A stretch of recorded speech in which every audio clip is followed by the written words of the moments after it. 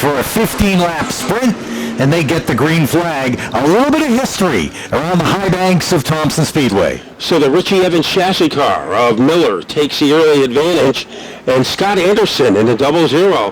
He is making an early statement. A lot of legends have driven that car, and he goes up the high banking like he knows how to attack this track, and right now he's attacking the back bumper of Miller. Yeah, we've got 5 cars out there for this little sprint for them, and on the outside, the 00 is able to make the move out of turn 2 and take over the lead. That is a car that's been driven by Mike Ulinisco, Dick Trickle, Ken Bouchard, Steve Park, and right now Scott Anderson is taking it into the lead. Miller is next. And in the 30 car, a guy who normally competes in the Sunoco Modified division, Paul LaPlante. The car owned by Gary Byington, and Paul LaPlante is trying to get by Mark Miller. Yeah, he gets a little extra seat time ahead of the running of the Sunoco Modifieds here this afternoon. LaPlante gets around the outside of Miller, takes over the second spot. Then we've got the Croups following, the 41 and the number 8. Ben Levangi has had a lot of success in this division. He is in the blue and yellow, number 41. But the pace setter is Scott Anderson, and he is able to whistle his way across the line to finish lap number 4, and we'll see if Paul LaPlante can put on some pressure to that 00. Driving that car, I think, Pete, is almost like driving a museum when you look at all the big names that have been in that car.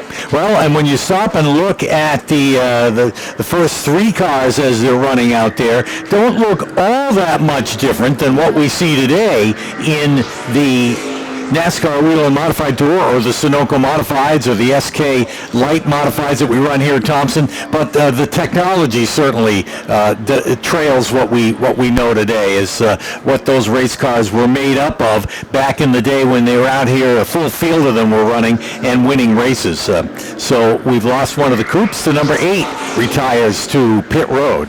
But the other coupe, the 41 of Ben Levangi, it is making life miserable right now for Mark Miller in the 79 going to the outside. We'll see if the 79, that Richie Evans chassis car that they found in the woods in Maine and refurbished it. Here comes Levangi making things interesting.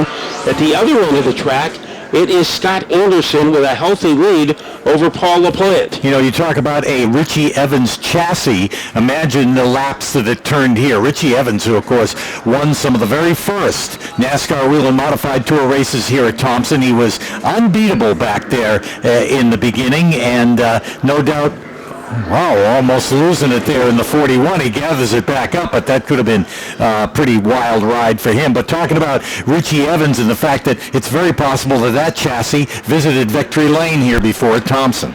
It won the first tour race ever held at Thompson in 1985. Richie Evans was a winner when they started the Wheel Tour, and he won the first championship in 1985.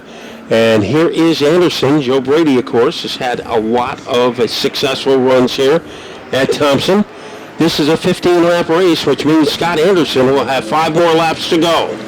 They make their way pretty well spread out around the speedway, sort of a demonstration race, if you will, a 15-lap sprint for the vintage modified cars. Watch me. And in vintage form right now is Anderson, and trying to play catch-up is Paul LaPlante in the number 30 car. Ben Levangi is a comfortable third, but the big question remaining over the final 3.5 laps, can Paul LaPlante find the firepower to disrupt the rhythm of Scott Anderson, who has 3 laps to go before a celebration? Yeah, he's got a little real estate to cover if he's going to get up there, going as quick as he can in that number 30, but the 00 has been dominant since the drop of the green flag here this afternoon. And he continues to dominate as he gangbusters his way into the 4th corner. Paul LaPlante is in the neighborhood, then Ben Levangi in 3rd, Mark Miller in 4th. But the man creating all the fireworks, Scott Anderson, when he goes into turn number 3, he goes there with some authority, as that car looked like it might be able to be in the wheel race the way it is running now, as he puts his footprint on the line. He has one more lap to go. Yeah, one more lap for our vintage sprint here this morning to start on-track action for the Big World Series weekend, the 57th annual. The checkered flag will fly this time for the 00. And here is Scott Anderson as he will jackknife across the line. He is our winner in the vintage modifieds. Paul LaPlante driving the Gary Byington number 30 will finish second. Here is our number 1 coupe crossing the line, Ben Levangie. And now it will be Mark Miller in the number 79.